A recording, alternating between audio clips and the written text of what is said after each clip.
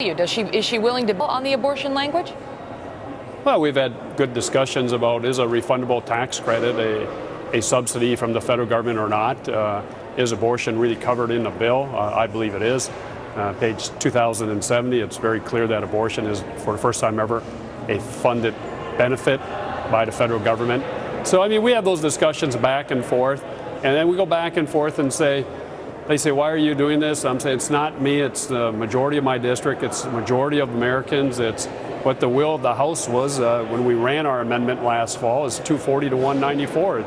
This House has spoken. Why can't we just resolve this language and have no public funding for abortion in this legislation? And what's their answer to that?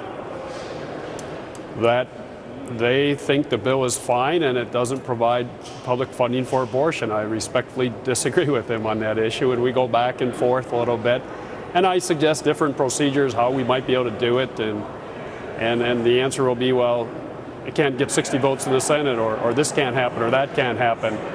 And I would remind the Speaker or Chairman Waxman, in the past, under similar circumstances, we put abortion funding in reconciliation bills, and sometimes it passes, sometimes it doesn't. I would rather try to work with the Senate to get something done, but just to say simply it can't be done, that's not good enough for me. Let's try. I'd rather try and fail than not have tried at all to strike out this abortion funding that they have in this Senate bill under the Nelson language. We played on this show last Friday and then again on Monday a conversation, an interview you gave to a radio station in which you relayed a conversation you had with Henry Waxman, the congressman you just mentioned. And you said in that radio interview that he had told you that the Democrats doing this bill want to fund abortion. And you pushed back and said, well, no, let's just keep current law. And he said, no, we want to change it. We want to fund abortion.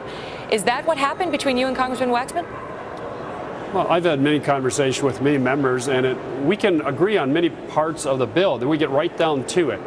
Right down to the final line is no public funding for abortion, call it a direct federal subsidy or a tax credit. And they keep coming back and saying, but we need this part in the bill because Nelson allows it. And I said, but that's not the will of the American people or the House of Representatives. We should not have public funding for abortion. And so we can break away all the side issues, but when it comes right down to it, there's no doubt in my mind that the Democratic majority would like to see public funding for abortion. And we're standing up to that for our principles and that of the American people, and said, no, we can't restrict a woman's right to choose. We're not trying to do that, but just don't ask us to pay for the service that we find reprehensible. But they come back and they say we're not paying for abortion. I had Anthony Weiner, a Democrat, on my show last week, and he maintained very strongly that the Senate bill just maintains current law. It maintains the Hyde Amendment, which bans public funding for abortion except in very specific cases like rape or incest, and that's all the Senate bill does. There is no public funding for abortion in that bill. Does he misstate the case? Misstate the case. And I don't mean that. Anthony's a friend of mine, and I've pointed out repeatedly, whether it's leadership or members, here's where it is. It's found on page 237, the refundable tax credit that you use that goes from the federal government to the exchange to pay for your insurance policy that covers abortion. And for the first time ever, if you go to page 2070, for the first time ever, abortion is a recognized benefit in this health care package. Those are two of many ways you fund abortion or provide the coverage in this health care bill under the Senate language.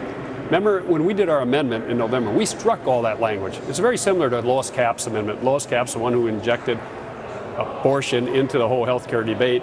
And our amendment that the majority of the House approved struck all that language and said simply, no public funding for abortion, no public funding for tax credits for abortion. That's always been a policy of the United States. That's where we want to keep it. The leadership has also said, and President and others, that they'd like to keep the current law. I've given them current law. I've given them 8 different options. Here are the 8 different pieces of legislation where there's a prohibition of funding for abortion. The federal government cannot fund abortions. You pick the one of the 8 you want. Let's stick it in the bill, and we'll be all set. Just use current law. Yeah, and that has not gone anywhere for you. Congressman, stand by, because I want to talk to you about Sure. the White House's effort to peel off some of the so-called Stupak dozen who stood with you on this bill originally.